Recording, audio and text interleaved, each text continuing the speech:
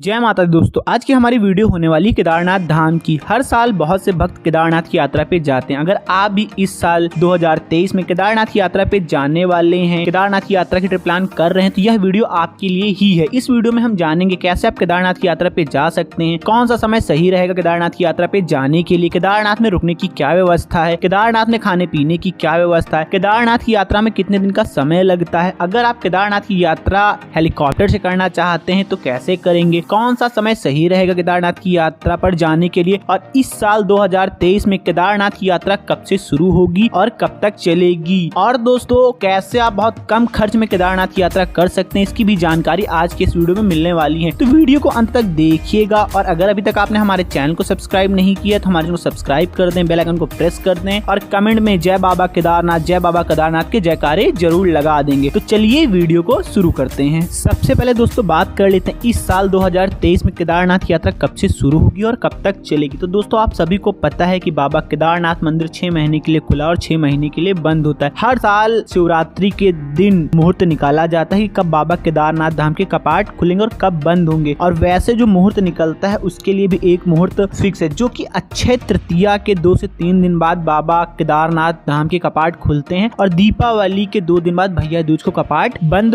हो जाते हैं। तो अगर इस हिसाब से हम मान के चलें तो इस साल अक्षय तृतीया जो पड़ रहा है आपको 22 अप्रैल को पड़ रहा है, तो ये मानिए 2 से 3 दिन बाद 25, 26, 27 इन 3 डेट में किसी भी दिन बाबा केदारनाथ धाम के कपाट खोले जा सकते हैं। और अगर बंद करने की बात करें तो इस साल 14 नवंबर को भैया दूज पड़ने वाली है 2023 में, तो 14 नवंबर को बाबा केदारनाथ धाम के कपाट बंद हो जाएंगे। तो आप 26, 27 अप्रैल से लेके 14 नवंबर के बीच में कभी भी बाबा केदारनाथ धाम की यात्रा प्लान कर सकते हैं। तो दोस्तों सबसे पहले बात कर लेते हैं कि केदारनाथ की यात्रा आपको कैसे करनी है। तो केदारनाथ यात्रा की शुरुआत होती हरिद्वार से। हरिद्वार मुख्य रूप से सभी शहरों से रेल और परिवहन मार्ग से जुड़ा हुआ है। आप बाई ट्रेन बाई बस बहुत आसानी से हरिद्वार तक आ सकते हैं। इसके अलावा बहुत से भक्त ऋषिकेश और देहरादून से भी अपनी केदारनाथ की यात्रा की ट्रिप प्लान करते हैं, लेकिन मेरे हिसाब से हरिद्वार से ही आपको अपनी केदारनाथ यात्रा की ट्रिप प्लान करनी चाहिए, क्योंकि ऋषिकेश तक बहुत कम ट्रेनें चलती हैं। इसीलिए आप अपने शहर से बाई ट्रेन हरिद्वार आ जाइए। हरिद्वार पहुंचने के बाद आपको जाना होता है सोनप्रयाग। हरिद्वार से सोनप्रयाग की दूरी लगभग 235 किलोमीटर के आसपास है। हरिद्वार पहुंचने के बाद आप 2 तरीके से सोनप्रयाग तक जा सकते हैं। सबसे सस्ते ऑप्शन की बात करें तो आप बाई बस हरिद्वार से सोनप्रयाग तक जा सकते हैं। हरिद्वार में ही बस स्टॉप बना हुआ है, जहां सुबह 5 बजे से लेकर शाम को 3 बजे तक सोनप्रयाग के लिए बसें चलती हैं। तो आप बाई बस सोनप्रयाग तक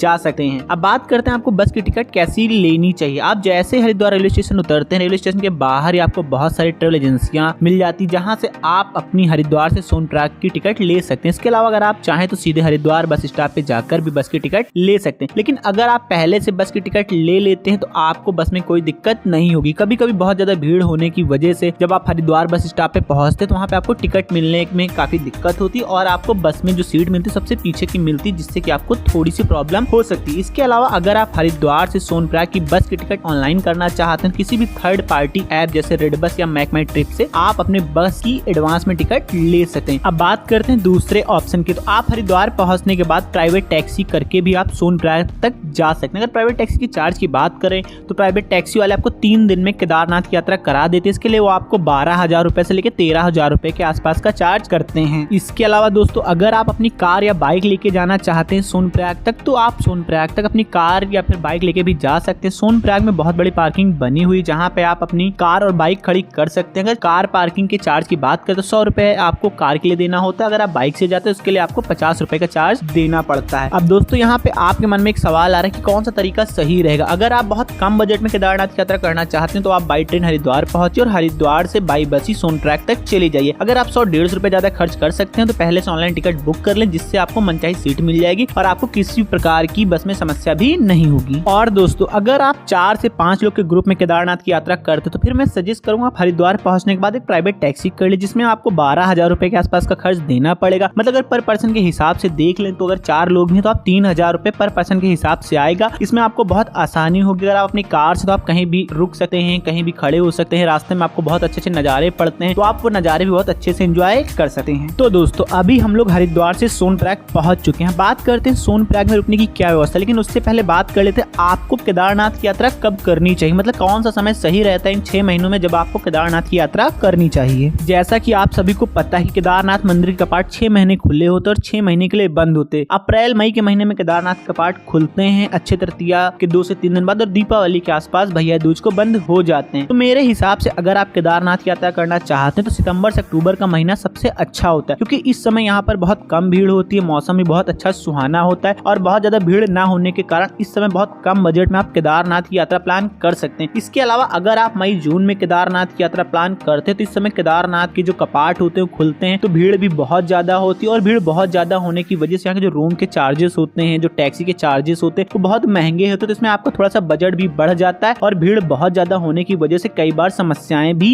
आ जाती हैं। इसीलिए मैं सजेस्ट करूंगा आप अपने केदारनाथ की यात्रा की जो ट्रिप प्लान करें वो सितंबर अक्टूबर के महीने में ही करें। इसके अलावा जुलाई अगस्त में केदारनाथ की यात्रा नहीं करनी चाहिए, क्योंकि इस समय मानसून का समय होता है। केदारनाथ में कभी भी बरसात होने लगती है, इसमें आपको केदारनाथ की जो ट्रिप है वो बिल्कुल भी मजा नहीं आने वाला है। इसलिए जुलाई अगस्त में आपको केदारनाथ की यात्रा की ट्रिप प्लान नहीं करनी चाहिए। सबसे अच्छा ऑप्शन है आप सितंबर अक्टूबर में बहुत आसानी से केदारनाथ की यात्रा की ट्रिप प्लान कर सकते हैं। लेकिन मैं एक बात यहाँ पे फिर बता दूं, कई बार रास्ते ब्लॉक हो जाते हैं सितंबर अक्टूबर में भी बरसात की वजह से, तो एकदम से कई बार केदारनाथ की जो यात्रा चलती एकदम से बहुत ज्यादा भीड़ हो जाती है, तो सितंबर अक्टूबर के महीने में भी कई बार आपको समस्याओं का सामना करना पड़ सकता है। ये यहाँ के वेदर और मौसम पे डिपेंड करता है। तो दोस्तों अभी हम लोग पहुंच चुके हैं सोनप्रयाग। अब सबसे पहले बात कर लेते हैं सोनप्रयाग में रुकने की क्या व्यवस्था है। तो सोनप्रयाग में बहुत सारे गेस्ट हाउस, होटल और लॉज बने हुए हैं, जिनका किराया अगर आप मई जून में जाते हैं तो 2000 रुपए से लेकर 4000 रुपए तक भी हो जाता है, और अगर आप सितंबर अक्टूबर में जाते हैं तो यही किराया 800 रुपए से लेकर 1200 रुपए तक भी हो जाता है। मतलब सितंबर अक्टूबर में रूम सस्ते होते हैं और मई जून में रूम थोड़ा सा आपको महंगे मिलने वाले हैं। इसके अलावा दोस्तों अगर आप बहुत कम बजट में सोनप्रयाग में रुकना चाहते हैं तो वहाँ पे बहुत बड़ी बड़ी दुकानें बनी होती है, जिसमें 15-20 गद्दे पड़े होते हैं। इनमें पर गद्दे के हिसाब से आपको 300 रुपए में नाइट स्टे करने की व्यवस्था मिल जाती है। तो आप इन दुकानों में जाके पर गद्दे के हिसाब से भी नाइट स्टे कर सकते हैं। लेकिन यहाँ पे थोड़ी सी समस्या ये आती है, यहाँ पे आपका जो सामान होता है इसकी सिक्योरिटी आपको खुद ही करनी पड़ती है। तो अगर आप चाहें तो सोनप्रयाग में बहुत सारे क्लॉक रूम भी बने हुए हैं, आप अपना सारा सामान क्लॉक रूम में रख दीजिए, उसके बाद ही आप इन जो दुकानों में गद्दे मिलते हैं जिन्हें की डोरमेट्री बोला जाता है, यहाँ जाके नाइट स्टे कर लीजिए। तो दोस्तों ये तो बात हो गई सोनप्रयाग में रुकने की क्या व्यवस्था है। हरिद्वार से आप अपनी यात्रा की शुरुआत करते हैं, सुबह सुबह हरिद्वार से निकलते हैं और शाम तक आप पहुंच जाते हैं सोनप्रयाग। सोनप्रयाग में पहुंचने के बाद आपको अपने बजट अनुसार रूम लेना है, नाइट स्टे कर लेना है। फिर दूसरे दिन आपको सुबह सुबह उठ के जाना होता है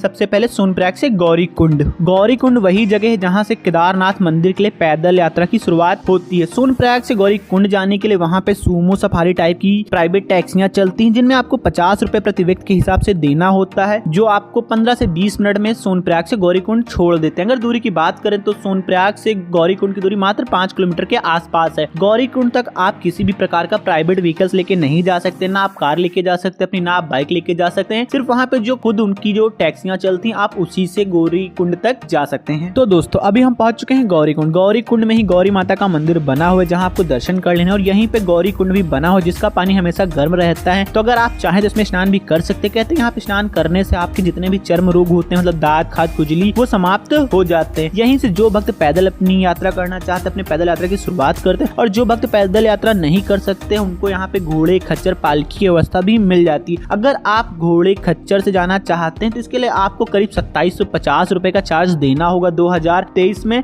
और अगर आप वापसी आते हैं बेस कैंप से गौरीकुंड तो इसके लिए आपको 1450 रुपए के आसपास का चार्ज देना होगा 2023 में। और अगर आपके साथ कोई बहुत ज्यादा बुजुर्ग है तो आप यहाँ पे पालकी की सुविधा भी ले सकते हैं, लेकिन इसके लिए आपको 8000 रुपए से लेकर 10,000 रुपए तक चार्ज देना पड़ता है। लेकिन मैं एक बात यहाँ पे आपको बता दूं, अगर भीड़ बहुत ज्यादा होती थी, जो घोड़े खच्चर वालों का फिक्स रेट है 2750 रुपए, ये 4000 रुपए 5000 रुपए तक भी मांग लेते हैं, तो इसलिए आपको वहाँ पे बार्गेनिंग भी कर लेनी है। लेकिन दोस्तों हमको अपनी यात्रा बहुत कम बजट में करनी, इसलिए हम पैदल ही गौरीकुंड से केदारनाथ मंदिर तक चल रहे हैं। अगर गौरीकुंड से केदारनाथ मंदिर की दूरी की बात करें तो लगभग 19 किलोमीटर के आसपास है। लोग बोलते हैं 16 किलोमीटर, लेकिन एक्चुअल में जो आप देखेंगे वेबसाइट पे जाके सोनप्रयाग से मंदिर की दूरी वो लगभग 19 किलोमीटर के आसपास है। पहले का रास्ता 16 किलोमीटर का था, लेकिन जब 2013 में आपदा आई तो उसके बाद जो नया रास्ता बना वो थोड़ा सा लंबा रास्ता है। हम अपनी यात्रा पैदल ही कर रहे हैं। गौरीकुंड से जब आप पैदल यात्रा शुरू करते हैं तो आपको एक लाठी ले लेनी है। गौरीकुंड में बहुत सी दुकानें बनी जिसमें आपको 30 रुपए में लाठी मिल जाती है। लाठी लेकर जब आप अपनी पैदल यात्रा करते हैं तो आपको बहुत ही आसानी हो जाती है पैदल चढ़ाई चढ़ने में। और दोस्तों अगर आप अपनी केदारनाथ यात्रा बाई हेलीकॉप्टर करना चाहते हैं तो कैसे करेंगे इसके बारे में बात कर लेते हैं। तो केदारनाथ यात्रा में 3 जगह से हेलीकॉप्टर की सुविधा मुहैया कराई जाती है। सबसे पहले गुप्तकाशी से आपको हेलीकॉप्टर की सुविधा मुहैया कराई जाती है, जिसके लिए आपको 7750 रुपए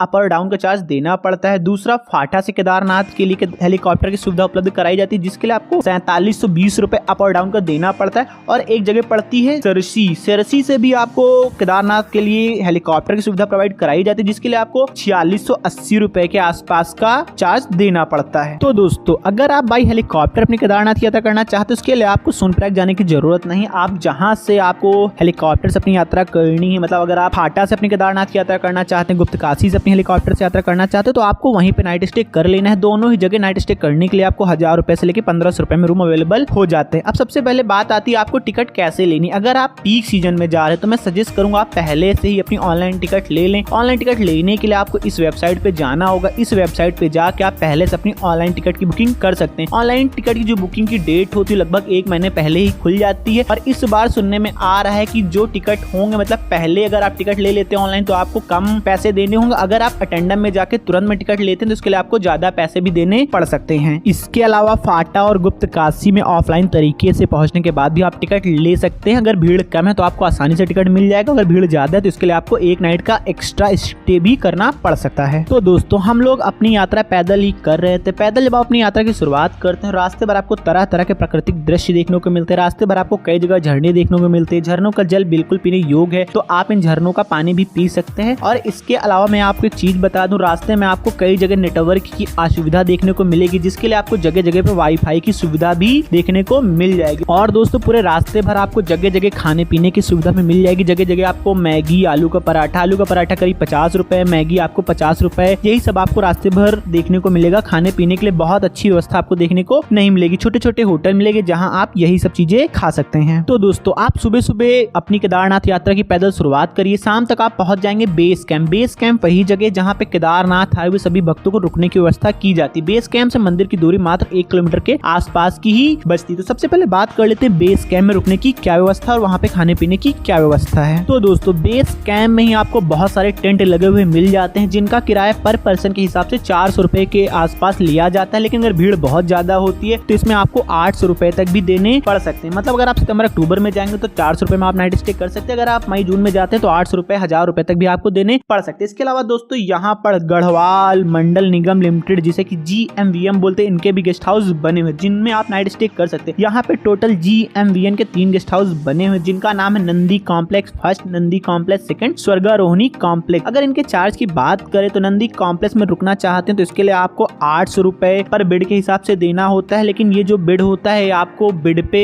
गद्दा पड़ा होता है। और जो नंदी कॉम्प्लेक्स सेकंड, इसमें आपको 400 रुपए देना होता है, लेकिन इनमें जमीन पे ही बिस्तर लगे हुए होते हैं। मतलब आपको जमीन में गद्दे लगा दिए जाते हैं, इनमें नाइट स्टे आपको करना पड़ता है। इसके अलावा अगर आप स्वर्गारोहिणी कॉम्प्लेक्स में रुकना चाहते हैं तो यहाँ पे आपको छोटी छोटी हट्स देखने को मिल जाती हैं, जिनमें 6 से 7 गद्दे पड़े होते हैं। पूरे हट्स अगर आप बुक कराते हैं तो इसके लिए आपको 8000 रुपए के आसपास का चार्ज देना पड़ता है। अगर आप प्रति व्यक्ति डोरमेट्री के हिसाब से लेना चाहते हैं, मतलब एक बेड लेना चाहते हैं, तो आपको ये सुविधा भी मिल जाती है। इसके लिए आपको 1000 रुपए के आसपास का चार्ज देना पड़ेगा। अब यहाँ पे दोस्तों बात आती है आपको जो GMVN के गेस्ट हाउस बने हुए इनकी बुकिंग कैसे करानी। तो सबसे अच्छा तरीका आप पहले से ऑनलाइन इनकी बुकिंग करा लें, क्योंकि बहुत कम चांसेस होते हैं कि वहां पे पहुंचने के बाद आपको जो भी GMVN के गेस्ट हाउस बने हुए इनमें रूम की सुविधा उपलब्ध हो पाए, क्योंकि ऑनलाइन तरीके से पहले ही फुल हो जाते हैं। अगर आप ऑनलाइन तरीके से कराना चाहते हैं उसके लिए आप इनकी ऑफिशियल वेबसाइट gmvnonline.com पे जाना होगा। इस वेबसाइट पे जाके आप अपने रूम की बुकिंग पहले से ही करा ले। इसकी बुकिंग की जो डेट होती है ये भी 1 महीने पहले ही ओपन हो जाती है। और दोस्तों अगर आप ऑफ सीजन आ रहे हैं, मतलब सितंबर अक्टूबर में आ रहे हैं, आप गढ़वाल मंडल निगम गेस्ट हाउस में रुकना चाहते हैं, तो फिर आपको ऑफलाइन तरीके से रूम मिलने के चांसेस होते हैं। लेकिन मैं सजेस्ट करूंगा अगर आप सितंबर अक्टूबर में आपको भीड़ बहुत कम दिखती तो आप सीधे मंदिर चले जाइए। बेस कैंप में रुकने की जरूरत नहीं है। मंदिर के पास में बहुत छोटे छोटे होटल बने हुए हैं। यहाँ पे आपको 1000 रुपए से लेकर 1500 रुपए में रूम अवेलेबल हो जाते हैं बहुत आसानी से। और अगर आप मई जून में जाते हैं, पीक सीजन में जाते हैं, तब आप अगर मंदिर के पास में रुकना चाहते हैं तब भी आप रुक सकते हैं। लेकिन इसके लिए आपको 5000 रुपए से लेकर 10,000 रुपए तक भी खर्च करने पड़ सकते हैं, क्योंकि जो मंदिर के पास होटल छोटे छोटे बने हैं तो बहुत कम होटल बने हुए हैं और जनता बहुत ज्यादा होती, भीड़ बहुत ज्यादा होती, तो वहाँ पे जो रेट होते हैं वो एकदम से बढ़ जाते हैं। इस चक्कर में आपका जो बजट है वो भी काफी ज्यादा चला जाता है। तो मैं सजेस्ट करूंगा अगर आप मई जून में जाते हैं तो आप बेस कैंप में रुक जाइए। तो दोस्तों अगर आप बेस कैंप 5 से 6 बजे के आसपास पहुंच जाते हैं तो बेस कैंप में आप अपना सामान रख दीजिए। सामान रखने के बाद फ्रेश हो जाइए। फ्रेश होने के बाद आप चले जाइए केदारनाथ मंदिर के दर्शन करने, क्योंकि केदारनाथ मंदिर का जो समय है सुबह 5 बजे से लेकर रात 9 बजे तक है और शाम को 6 बजे आरती होती है। तो बहुत से भक्त 6 बजे की आरती में जरूर सम्मिलित होते हैं। अगर आप टाइम से पहुंच जाते हैं तो केदारनाथ धाम में शाम की आरती में आपको जरूर सम्मिलित होना है। आरती में सम्मिलित होने के बाद आप केदारनाथ मंदिर में दर्शन करिए। दर्शन करने के बाद आप वापस बेस कैंप आ जाए। बेस कैंप वापस आने के बाद आप यहाँ पे नाइट स्टे करिए। नाइट स्टे करने के बाद दूसरे दिन फिर से सुबह सुबह उठिए, फ्रेश होइए, नहाइए धुलिए और फिर से जाना है आपको केदारनाथ मंदिर में दर्शन करने के लिए, क्योंकि सुबह सुबह बाबा केदारनाथ मंदिर के अंदर गर्भगृह के अंदर जाके दर्शन हो जाते हैं। तो आप सुबह सुबह जाइए, बाबा केदारनाथ के दर्शन करिए। केदारनाथ मंदिर में दर्शन करने के बाद पीछे भीमशिला है, आप भीमशिला के दर्शन कर सकते हैं। उसके बाद वहीं से 1 किलोमीटर ऊपर ट्रैकिंग करके भैरव बाबा का मंदिर बना है, तो आप भैरव बाबा के दर्शन भी कर सकते हैं। अब यहाँ पे बात करते हैं कि केदारनाथ मंदिर में चढ़ाने के लिए आपको प्रसाद कैसे मिलेगा। तो वहाँ पे आपको बहुत सारी दुकानें देखने को मिल जाती है, जिनमें आपको 151, 251, 500 रुपए का प्रसाद मिल जाता है। लेकिन आपको यहाँ पे बहुत महंगा प्रसाद लेने की जरूरत नहीं, क्योंकि प्रसाद में बहुत ज्यादा चीजें नहीं देते हैं, सिर्फ पैसे आपसे बहुत लेते हैं, देते हैं कुछ नहीं। तो आप 101 वाला ही प्रसाद लीजिए और आप आराम से जाके बाबा केदारनाथ के दर्शन करिए। अब यहाँ पे बात आती कितना समय लगेगा। अगर आप मई जून में बाबा केदारनाथ के दर्शन करने गए हैं तो लाइन लंबी हो सकती है, जिसमें आपको 4 से 5 घंटे का भी समय लग जाता है। और अगर आप सितंबर अक्टूबर में जाते हैं, भीड़ कम है, तो आप बहुत कम समय में, मतलब आधे से 1 घंटे में ही केदारनाथ मंदिर के अंदर जाके दर्शन कर सकते हैं। तो दोस्तों यहाँ पे एक बात आती है कि आपको केदारनाथ की यात्रा कितने दिन की ट्रिप प्लान करनी चाहिए। तो हरिद्वार पहुंचने के बाद आपको हरिद्वार से केदारनाथ मंदिर के दर्शन करने के बाद वापस हरिद्वार आने में 5 दिन का समय लग जाता है। तो आप अपनी केदारनाथ की यात्रा 5 दिन की ट्रिप प्लान कर सकते हैं। और अगर आप कार से अपनी ट्रिप प्लान कर रहे हैं तो इसके लिए भी आपको 4 दिन की ट्रिप प्लान करनी पड़ेगी। अब दोस्तों मैं बात कर लेते हैं केदारनाथ मंदिर के आसपास आपको खाने की क्या व्यवस्था मिलने वाली। तो केदारनाथ मंदिर के आसपास आपको 100 रुपए से लेकर 200 रुपए में भरपेट खाना खाने को मिल जाता है। ये डिपेंड करता है भीड़ कितनी ज्यादा है। यहाँ पे भी आपको थाल सिस्टम देखने को मिलेगा। यहाँ पे आपको दाल चावल सब्जी रोटी यही खाना देखने को मिलेगा। इससे अच्छा खाना आपको यहाँ पे नहीं मिलने वाला है। तो दोस्तों अब यहाँ पे बात आती केदारनाथ यात्रा पे आपका कितना खर्च आने वाला। तो ये मैंने 2 भागों में बांट दिया। अगर आप केदारनाथ की यात्रा जाते हैं, बाई ट्रेन जाते हैं, फिर बस से सोनप्रयाग जाते हैं, फिर आगे पैदल यात्रा करते हैं, तो इसमें आपका जो खर्च आने वाला है वो 4000 रुपए से 5000 रुपए के आसपास आने वाला है। और अगर आप हरिद्वार पहुंचने के बाद 4 लोग हैं, प्राइवेट टैक्सी से अपने केदारनाथ की यात्रा करते हैं, तो इसमें आपका पर पर्सन के हिसाब से 7000 रुपए से 8000 रुपए के आसपास का खर्च आने वाला है। इस खर्च में आपका आना जाना खाना रहने का खर्च इंक्लूड है। बाकी आपकी खरीदारी जो करते हैं इसका खर्च इसमें जोड़ा नहीं गया है। और कई बार ये खर्च बहुत ज्यादा भी हो जाता है। अगर बहुत ज्यादा भीड़ है तो आपको रूम का जो चार्ज है वो बहुत ज्यादा देना पड़ जाता है और टैक्सी का चार्ज भी बहुत ज्यादा देना पड़ जाता है, तो इसलिए चार्ज ज्यादा भी हो सकता है। और अगर आप हेलीकॉप्टर से अपनी यात्रा करते हैं तो अब भी पर पर्सन के हिसाब से 10,000 रुपए खर्च आ जाता है, क्योंकि 5 से 6,000 रुपए आपका टिकट हो जाएगा और वहां तक जाने आने का 4,000 रुपए पर पर्सन के हिसाब से खर्च आ ही जाता है। और अगर आप पैदल यात्रा नहीं करते हैं, घोड़े खच्चर से करते हैं, तो फिर आपके जो खर्च है उसमें घोड़े खच्चर का खर्च भी जुड़ जाता है। तो दोस्तों आज की वीडियो में बस इतना ही। कैसा लगा आज का हमारा ये वीडियो कमेंट में कमेंट जरूर करिए। अगर आप केदारनाथ की यात्रा पे जाने वाले हैं 2023 में, आपको कोई सवाल है तो आप कमेंट में सवाल कर सकते हैं, जिसका जवाब आपको तुरंत ही दिया जाएगा। और दोस्तों आपसे एक रिक्वेस्ट है कि इस वीडियो को ज्यादा से ज्यादा शेयर करिए, जो भी लोग केदारनाथ की यात्रा पे जाना चाहते हैं, क्योंकि जानकारी होना बहुत जरूरी है अगर आप केदारनाथ की यात्रा पे जाते हैं। तो मिलते हैं आपसे नेक्स्ट वीडियो में। Subscribe now and press the bell icon. Never miss an update.